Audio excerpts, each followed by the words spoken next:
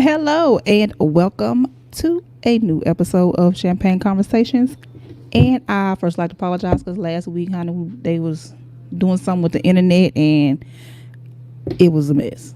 So I was just like, look, we just gonna have to do it next week because yeah, it was a mess. But anyway, honey, today is a night. Hello, we tripping. It ain't that time yet. Anyway, today we are going to talk about, are you surviving or thriving? Because there is a difference. Most of us, sometime include myself, are in survival mode 24/7. Just getting by with just getting by. So we're going to talk about the definition of surviving. Basically, is doing what's necessary to live. No, just out here just wild and just making sure your heart's still beating. That's surviving. Making sure you keep a roof over your head, paycheck to paycheck. By the time you look at your paycheck, it's gone. It's deposited at 12 o'clock midnight. By 12:05, it's gone. That's surviving. You're not seeing no fruits of your labor at all. You just there, riding the wave of life, hoping that you don't drown. That's pretty much surviving. And we want to do better than that. We don't want to just survive. We want to thrive. We want to be happy in what we are doing. When you're just surviving, you just there. You blend in. You just trying to make sure that you live in day to day. You're living in fear. And it's always fear of the unknown. What's going to happen if I lose my job? What's going to happen if something happens to my babies? I ain't going to be able to pay for it. What happened? Living in constant fear. That is surviving. And that's not healthy for your body or your mind. That's not healthy. Because after a while, that's going to start just eating at you. Eating at you, eating at you, eating at you. And it's just not going to, it's going to take you out. It's going to stress you out. That then you're going to start struggling mentally. Going to be depressed. Anxiety is going to kick in, or other mental illnesses, because there are more than just anxiety and depression that can be triggered by just surviving. Just constant stress, constant fear of the unknown, of what's going to happen. Like you wake up like, oh Lord, what's going to happen today?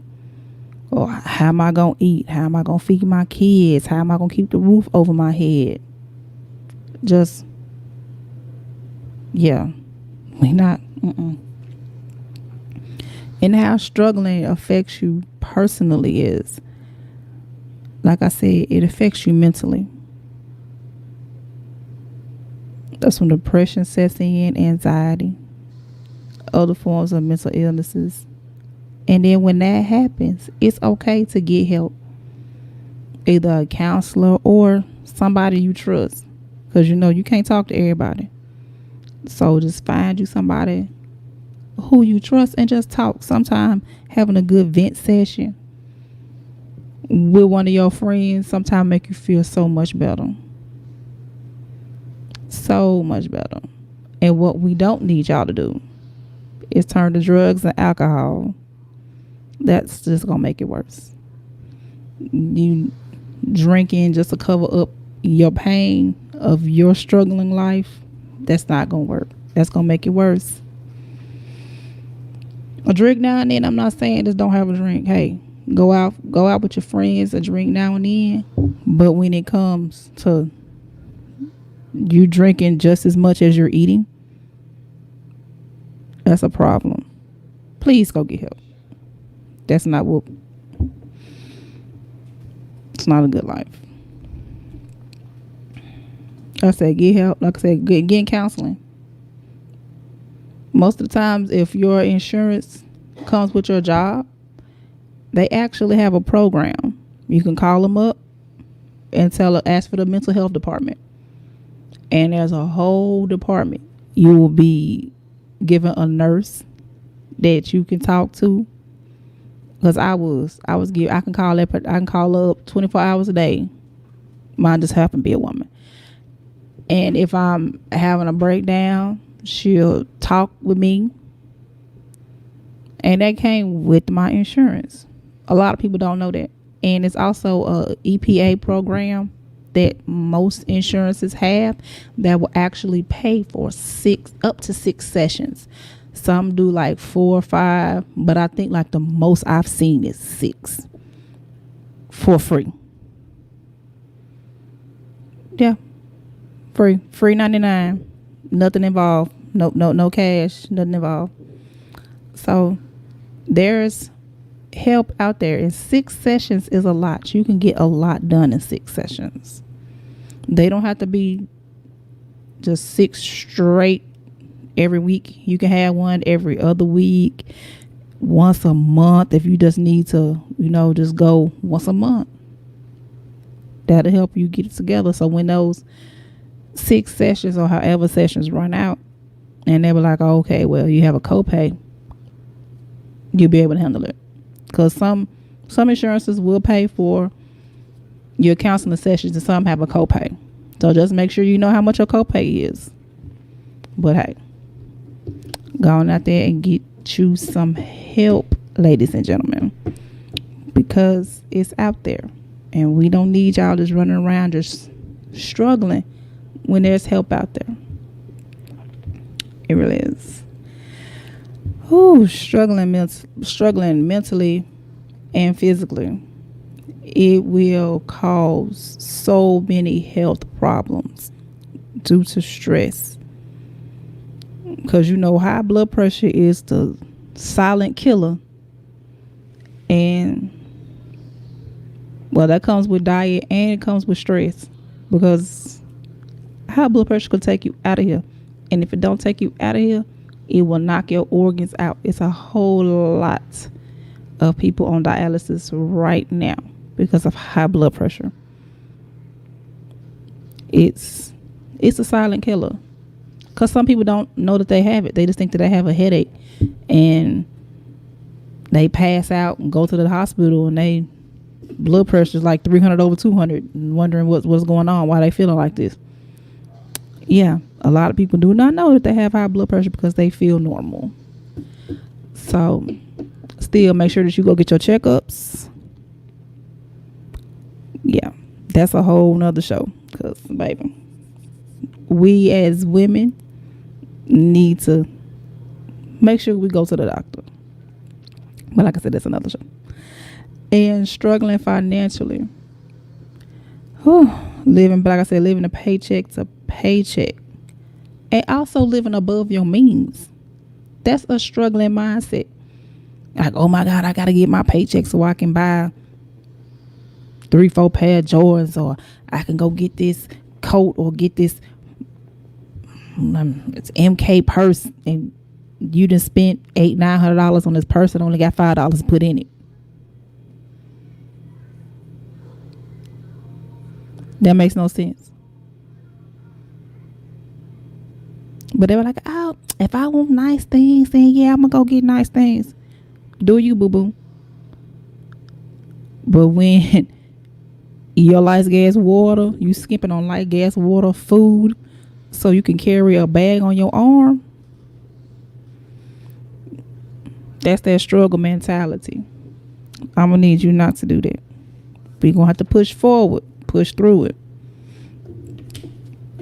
And struggling is not only with your life and your mental, it's also struggling in your relationships. You could be doing well in life, but that relationship will take you down because y'all struggling. And examples of having a struggle relationship is putting up with toxic behaviors just to say that you are in a relationship. Oh, they love me. Oh, I'm they ride or die. Woo this and woo that. And they dragging you through the dirt. And you got to put up with all these other things just to say that you in a relationship. Nah, baby. We gonna have to let that go.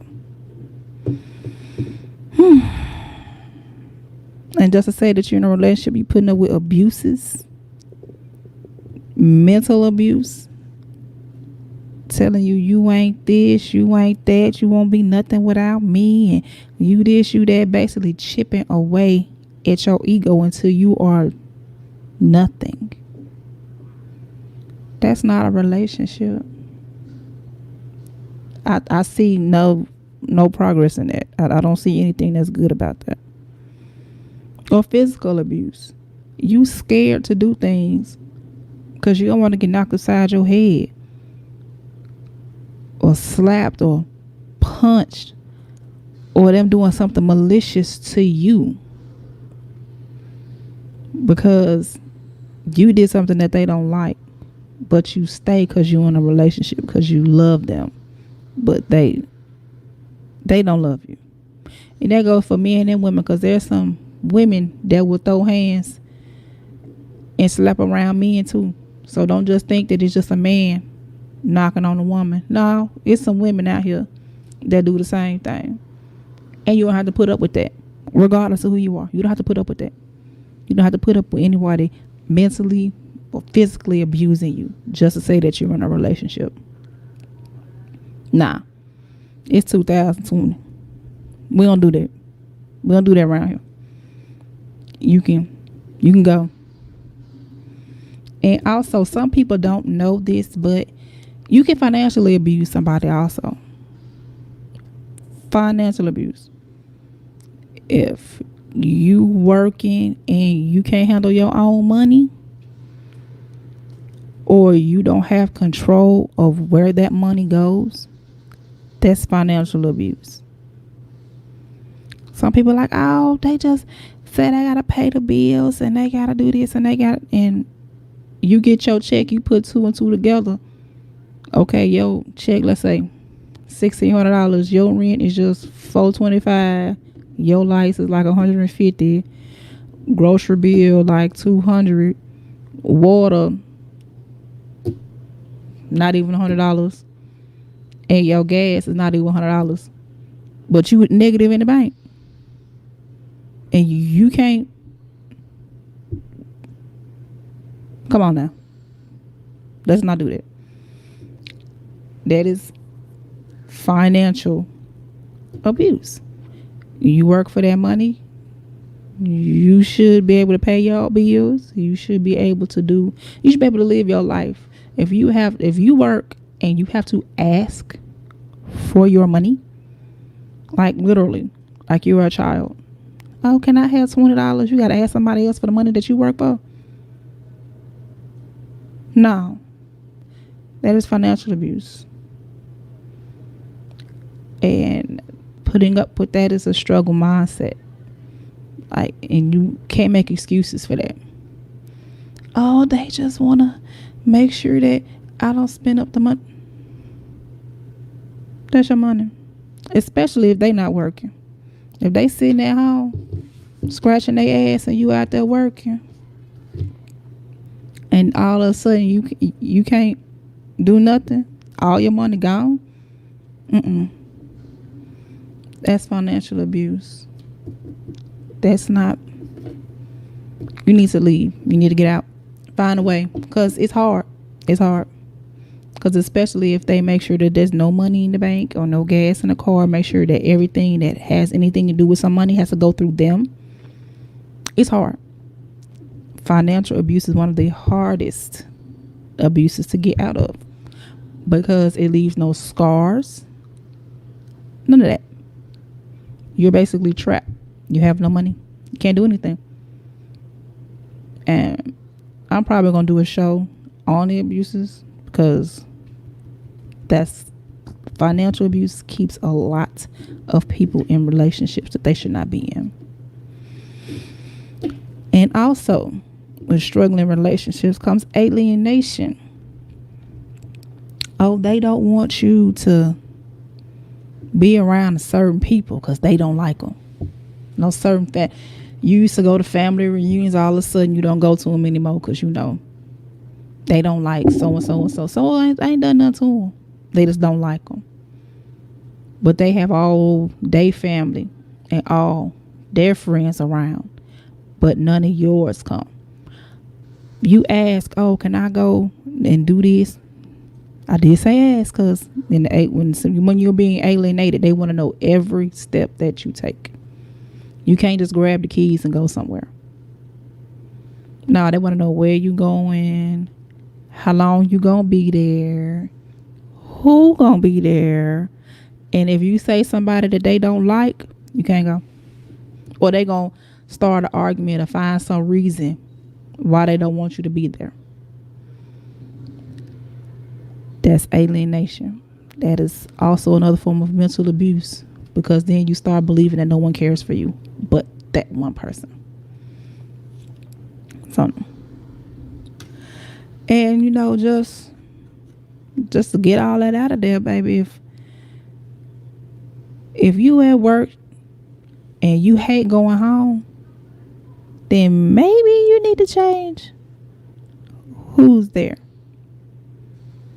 If you do not want to go home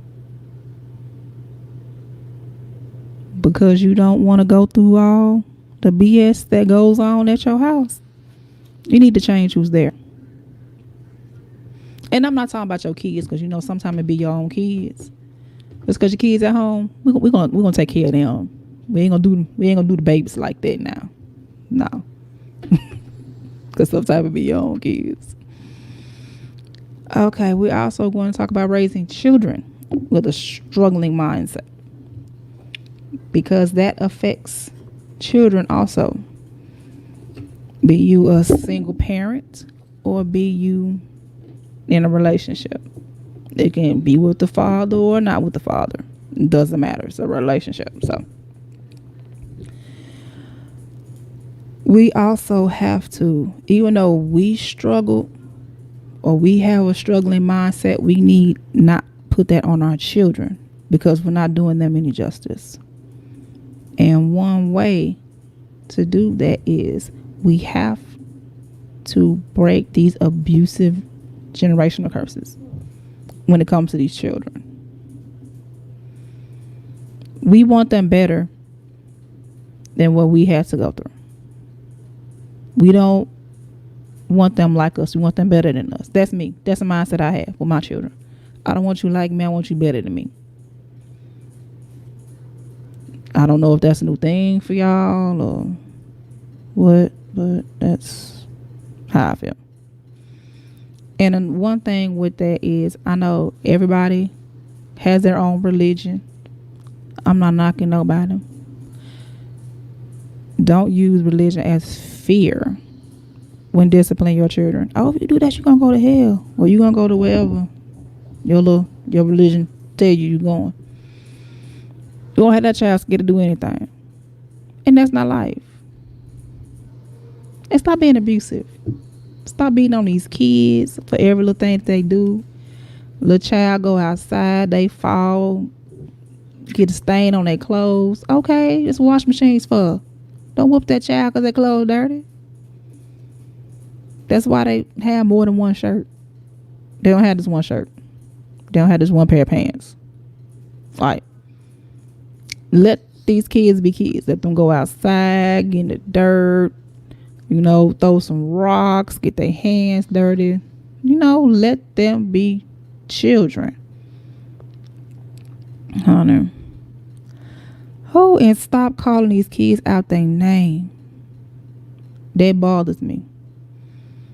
You got little girls, you calling them bees and hoes and all this stuff, and you ain't this and you ain't that, and then these little boys talking about you ain't shit, you just like so and so and so. Like, stop that. Stop that. Your words are powerful. And if your child grows up with that type of mentality, my mama said I ain't shit anyway, so hell I might as well do ain't shit things. You've been telling them since they can stand up that they want shit. So when they grow up and they ain't shit, then maybe you shouldn't talk like that to them. And also, emotionally, we need to, how can I put this in words? Because that's very important to me. I think that children should be emotionally stable. They should be able to speak on their emotions. They should be able to handle their emotions and process their emotions. And you have to teach children how to do that. That doesn't come naturally. So emotionally, we need to support our children. You can't be cold and callous when they come with you with a problem. I ain't got time for that. I don't care nothing about that right now. I'm trying to do that. Emotionally scars your child, because guess what? They gonna start to think, oh well, my parent's not in my corner. My parent doesn't care how I feel. So when something happens, or something happens, and they don't come to you, you can't get mad, because you never really emotionally supported that child. You raise them with a struggling mindset.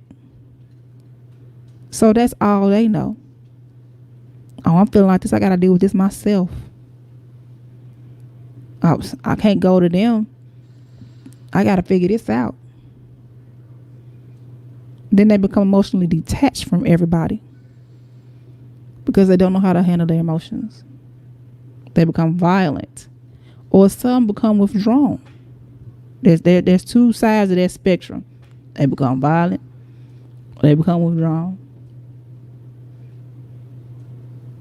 I mean, we have some lucky children who are able to find a way to do it. You know, they have school counselors, and, you know, they probably find someone to talk to, or, you know, they go to counseling. Because sometimes the parent will not go to counseling, but they will take their child to counseling. And I'm for that. Get your baby help. Your baby need help. Whew. And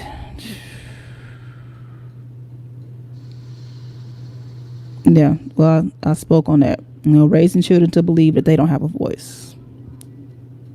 Your children have a voice. They can speak. They can tell you what's wrong. They can tell you if they don't like something. You can't take that as they're being disrespectful. And that's another thing. They're not being disrespectful if they're telling you that this is happening and they don't like it. Because if you don't like something, if you tell your child, I don't like that shirt, guess what? You don't like that shirt, and that child has to go change that shirt. But if your child comes to you and tells you, Mama, Daddy, I don't like when you say this, or I don't like when you do this, or I don't like when somebody else does this, that child has a voice. They're telling you how they feel. They're dealing with their emotions in the right way. And you have to deal with that accordingly. You can't tell that child, you just child go stay in a child place and go tell them to sit down. You're mentally beating that child down. We have to get out of that mindset that, you know, a child is to be seen and not heard. We need to hear our children too, because they see more than you know. They hear more than you know. And some of them do more than you know. And if they trust you enough to bring their problems to you, then you need to work their problems out with them. Because we need emotionally stable adults. Because, you know, kids don't stay kids forever. They grow them to adults. And if they're emotionally unstable kids, they're going to be emotionally unstable adults. And we already got one of them in the White House, and you see how that's happening. So, yeah. We're going to have to get these children together while we can, baby. So now, we're going to get to thriving. We've done enough with the surviving. Y'all kind of got the gist of that. Doing what you got to do to live when it comes to relationships and kids. So now we're going to do thriving, not being satisfied with just surviving, but reaching above obstacles and making continual progress. Not just staying on one step. We continue in this thing. All right, so now we're going to talk about growing in life. Or thriving. Or growing too, whatever. A thriving mindset is defined by continuously challenging yourself to be better. Now, is that saying become a perfectionist? No, because nothing is perfect. Nothing is perfect. So don't think, oh, Kim, you telling everybody they need to be perfect. No, I'm not. I'm telling you to be better, not perfect. When you are thriving in life, you want your situation to be better. You're not just okay with being stagnant. You're not okay with just your regular 9 to 5. You want more. You want something better for yourself. You want something better for your children, for your relationship. You just want better your life, period. Just period, point blank, period, poo. That's my girls would say. And you're not settling for less. And when you get out of that surviving mindset into a thriving mindset, you'll be like, this is not good enough. I need better. This ain't it. And so you'll start to make goals for yourself. You don't need to make like big goals like, man, next week I'm be a millionaire. No. Make reachable goals. Make small, reachable goals. Because some people they're scared of failure. Don't be scared. Don't. When you are in a thriving mindset, do not be afraid to fail. You're going to fail. All these billion and trillion dollar companies out here, you think they just open up the door and was like, hey, here's Microsoft. Or, hey, here's McDonald's. Hey, here's KFC. No, there was some failures. It's some things that didn't make it to the cutting floor. But they kept going. They kept doing it. And millionaires aren't made overnight that you win the lottery. Like, it's work. But make small, reachable goals. And keep upping them goals. So that way, you stay motivated. Like, okay, I reached this goal. Okay, now time for the next goal. You make that goal, now time for the next goal. And so, therefore, that makes your goal easier. Instead of just going from A to Z. You're going to A, B, C, D, just like that. And it's kind of easier on you mentally, because trying to do all that at one time, honey, will get you. And like I said, redos are okay. If you didn't reach that goal the way you want to, when you took that left turn at Albuquerque, when you took that right, go back and make that right. It's okay. Redos are okay. And nobody ever said, hey, you got to keep on doing it. Redos are okay. And even when you are still thriving in life, making goals, doing things, you still get stressed out. The same as in a struggling mindset. And if you need help, get help. Get you a counselor. Get you somebody trusted to talk to. If you don't trust anybody, talk to a pet or something. Get your cat, a dog, a goldfish, a bird or something.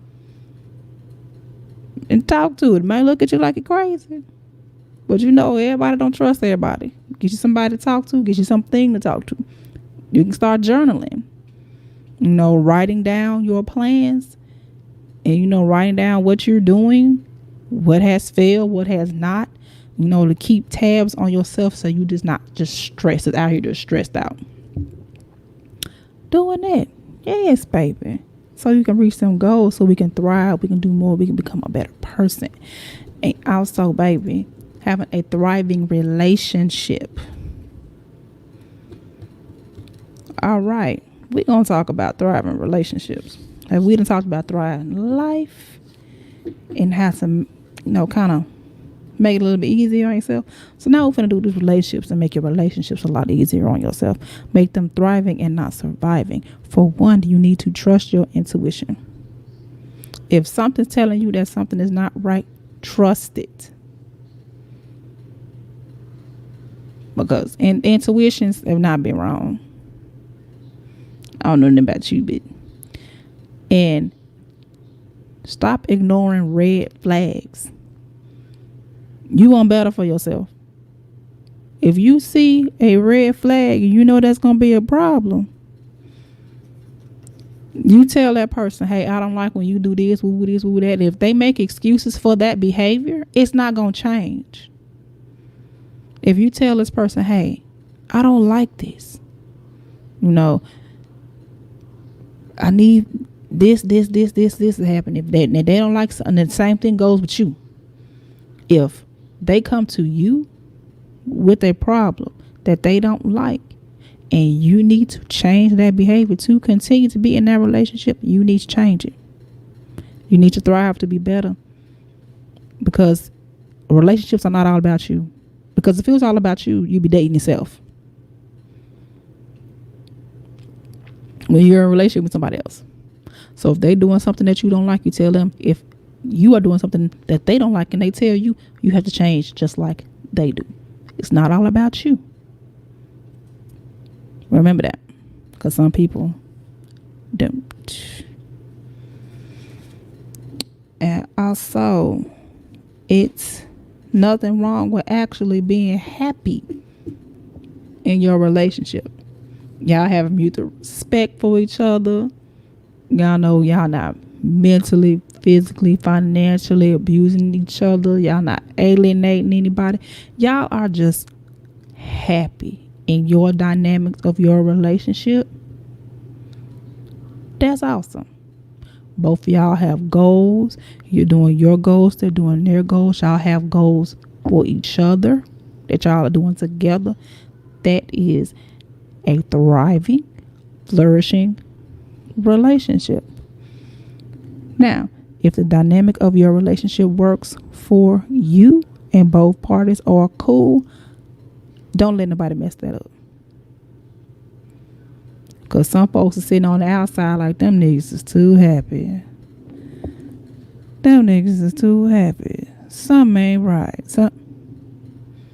Don't let the outside world mess you up when you are in a thriving, successful, flourishing relationship. And you are doing right by that person and they are doing right by you. Because if one of them's not, that's not a thriving relationship. Like if he's A1, he's the best guy in the whole world, but he cheating, that's not a thriving relationship. You're putting up with that. That's not thriving, that's surviving. Or if he or she, because hey, if your partner is doing everything that they're supposed to do, they're supportive of you and everything that you do, and you're the one cheating, you're putting them in a surviving relationship because they're putting up with your cheating. And they should leave your ass. Just saying. Just saying. Because if they doing right by you and you run around here for the streets, they need to leave you. Point blank period. No questions asked. Because they doing right by you. They didn't do anything to you. They're doing everything they're supposed to do. And you're not. So, yeah, we went over mutual respect from both sides. We went over that. And also, in order to have a thriving relationship, stop falling in love with potential. I hear so many people, oh, oh, he wants to do this and he trying to do that and woo this and woo that, and he been doing that for 10 years. He been trying to be a rapper for 10 years. He been going to school for 15 years and he not getting his doctorate. Now, hold on now. He not getting his doctorate because that take a long time. But he not trying to do nothing. Or she not trying to do nothing. They're not.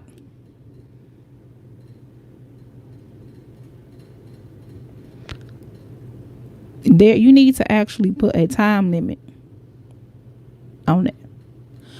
Like, okay, when you go to school can take up to 4 years. If you go full time, if you go on part time, it may take longer. But if you're actually doing something, then yes, you have potential. But you know, every semester you supposed to be enrolling in school and you don't. And you've been saying you've been going to enroll in school for 6-7 years. Nah. Because y'all need to remember, potential does not love you back. You can love the hell out of potential. Potential ain't finna love you back. They not putting in the work. So no. Stop it. Put that down. Stop it. So now, that's with the relationship. Basically, cut and dry. Y'all have mutual respect. Y'all hitting goals together. Y'all doing right by each other. Everything's honky-dory. And the dynamic of your relationship works for you. So now we're going to talk about these kids. Raising children in a thriving mindset. Now, one thing. Some people may not like to hear this. But you're going to have to learn how to respect your children. In order to teach a child respect, what's the first thing you say? Oh, I'm finna give them no respect. They don't respect me. Oh, just because they elders, they don't respect me. Okay, you don't respect your kid, but you want your kids to respect you. What are you teaching them? That's the same thing as an old lady bumping into you at the store and not saying, excuse me, and saying you need to respect your elders. Okay, they didn't respect you. What you gonna do? You gonna tell them about themselves? I know I will. That's just me, though. I'm different. But you constantly disrespecting your child, but you want your child to respect you. You're not raising them with a thriving mindset. You're raising them in a surviving mindset. As basically do as I say and not as I do. You need to teach that child respect in order for that child to respect anybody else. That's just that. And also listen to these kids when they talk. Listen to them. If they're telling you that something is happening to them, or they're telling you that they're feeling some type of way, listen to them. Respect what they say. And come up with a plan. That way that child is feeling respected. That child is feeling loved. That child is feeling protected. Because if you're not respecting that child is not going to feel protected. He's not going to feel loved. Well, they're not going to feel loved. Oh, teach them about emotions and how to handle them properly. This may be hard because some adults cannot handle emotions. They have loud outbursts. They cuss everybody and their great grandma out. They want to fight. First thing they want to do is swing on somebody because they can't handle emotions. They mad, so they want to hurt something. They mad or they want to do something destructive. They weren't taught about emotions. They weren't taught how to handle, rejection. Somebody's telling them no or something not going their way. They're not taught how to handle that. So we need to start teaching our kids how to do that from day one. Because if you do it when they're young, you don't have to worry about it when they get older. So, I can't put in a plan. Like, everybody say train a child up the way that you want them to be.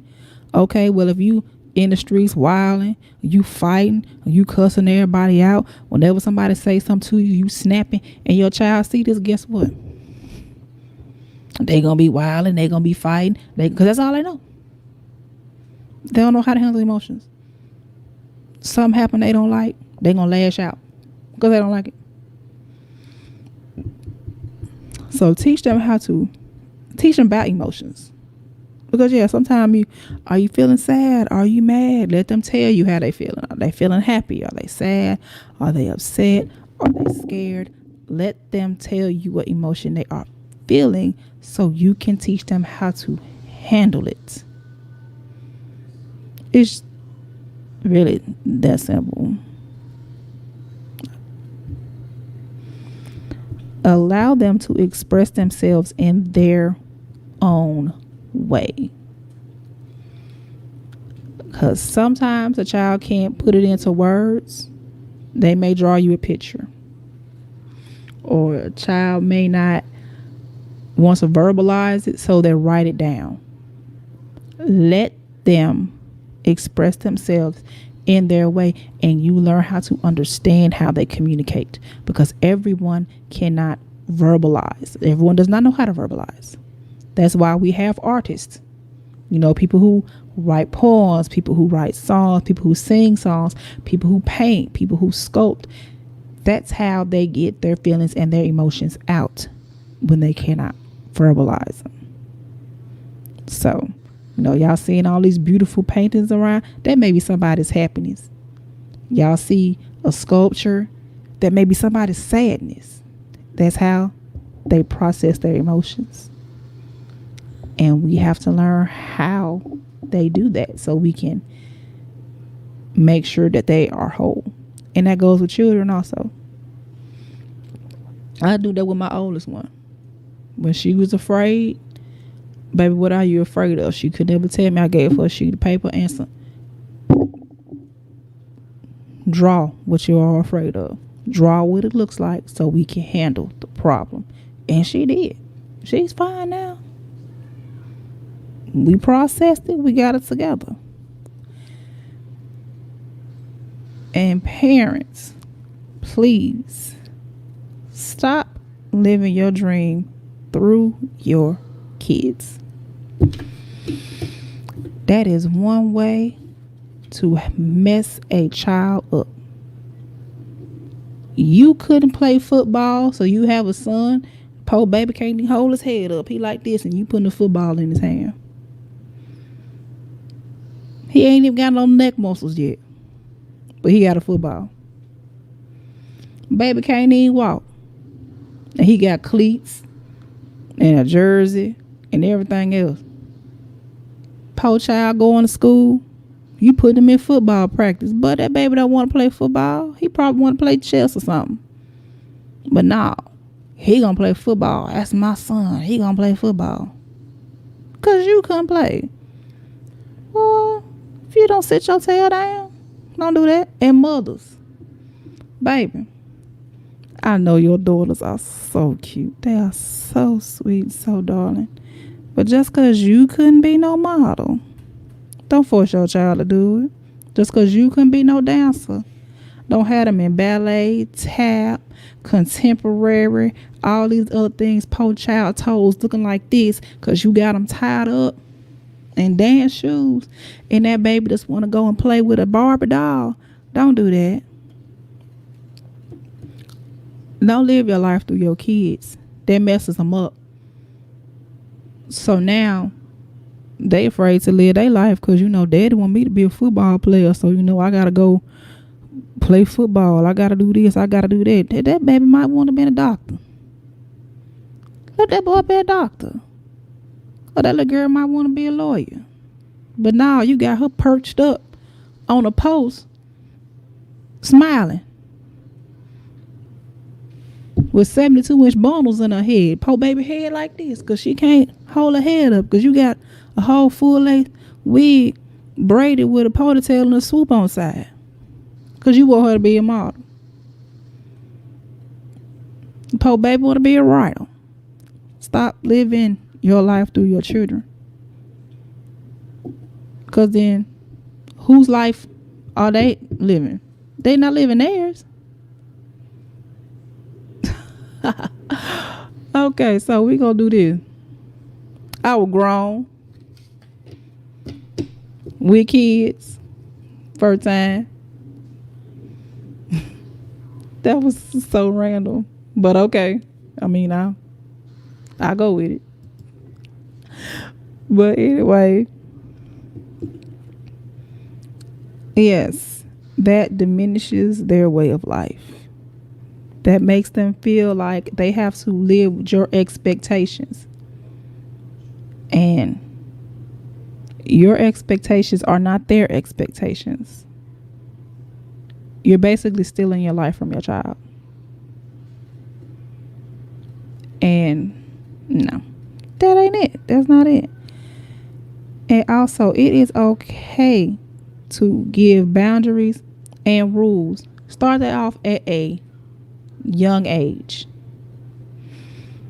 If your child grows up with boundaries and rules, they gonna know how to act. Period. Because what's the first thing y'all learn when your mama goes to the store? Don't go in here. Don't touch nothing. Don't ask for nothing because you're not gonna get nothing. Guess what? Those boundaries. That child know not to go in there and ask for nothing. Now me on the other hand, I was that child that was like, look, the Skittles over there though. Can I get? But I knew I wasn't supposed to do that. I was bad. So anyway, and setting boundaries. Let your children know that things that they cannot do or what kind of behavior is not allowed is okay. No, my mother did not beat me up in the store. I did not have one of them mamas. I had one of them talk to timeout mamas. Now my grandma, she didn't care. She'd beat you with the dog if she get a hand on her. But not my mama. Setting rules and boundaries while they are young and they grow up knowing about boundaries and rules and handling when someone tells them no or anything like that will save you a lot of problems. Then your child won't be on Dr. Phil at 10 years old putting you in the chokehold because you took their phone from them. Yeah. Get them to gather them together while they are young so you don't have to worry about it. And also, like I said, teach them right from wrong at a young age. If they grew up knowing right from wrong, knowing that they can't do this or that's not acceptable, then it won't be a problem when they get older. When they become citizens in this world, they will know what's right and what's wrong. Oh, can't do that. That's not right. That's not wrong. That is. That's not. Don't.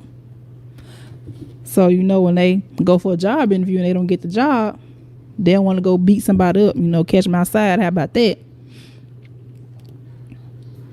Or, they walking up the street and, they get rejected by someone they trying to talk to. They don't call them everything but what their mama named them. I've experienced that a lot. So teach them while they are young and we won't have these problems. And also, set a better example. If you don't want your children like you, then you need to stop what you're doing. If you don't want your child acting like you, stop what you are doing. If you don't want your child talking like you, then don't talk like that. If you don't want your child doing the things that you did, don't teach your child the things that you did. Point blank period. You want them better than you. Remember that. And that is concluded Surviving versus Thriving for today. And now it is time of the program that is called The Last Sip, where I talk about, what's random, anything that's on my mind. And right now I have 25 million things on my mind, but the main thing is, as a black woman, I have been traumatized this week. I mean, as a black woman, I've been traumatized anyway. But I feel that we're not taken seriously. We're not given any type of justice. We have to prove everything. If we say something happened to me, we have to prove it. Or we have to defend ourselves.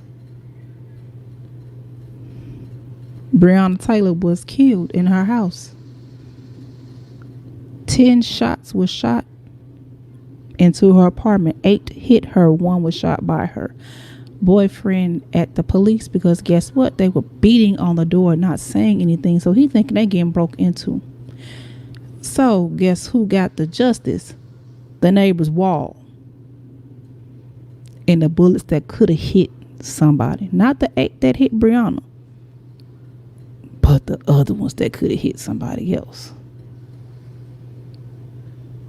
Like, what have black women done that is so horrible that we have to not get any type of justice or not being taken seriously? Now this whole thing is, Megan got shot in her foot. Everybody, oh, she got shot for real. She pressed charges. She already came out and said that the boy did it. That she didn't press charges because she felt she was protecting him. Still protecting him even though he shot her. Now he done put out this little old ragged ass album. Now everybody, oh, she lying. I need to know both sides. And who this was like, the woman was shot. Why did she have to prove that she was shot? Like, then folks get mad when we say that black women are the most unprotected species on the planet. People will protect their pets more than they will protect black women. And I feel like that. And we can debate about it today. We can debate about it tomorrow. But either way it go, I said what I said and I feel the way I feel. Because I'm going through that situation right now. My shoulder tore. I had to prove that my shoulder was tore. No, because I can't say, oh, I can't lift my arm. I'm hurt. I'll go back to work. No, I had to prove that. And when I had surgery, I had a 90% rotator cuff tear. I had to prove it. And now I'm going through the same thing with my right. So it is what it is. I kind of feel that as a black woman, we have to prove everything. Like, we got to come with receipts on life, on everything else. And that's bothering me. Like, why? They'll take a man word before they take ours. We sitting up here telling he did this. Oh, why? Why did that happen? What did you do? What you all of a sudden you gotta have 2 sides of the story to figure out who lying. I'm sitting here with bruises in a hospital gown with cuts and everything else, and I'm telling you what happened. Oh, what did you do? Lived. That's what I did. Cause next time I may not. So, baby, that is the show for today. Cause I can go off on that. That's a whole nother thing. Well, I need to thank y'all for joining me today. And hey, make sure you like, comment, and share. If you're not subscribed to the channel, please do so.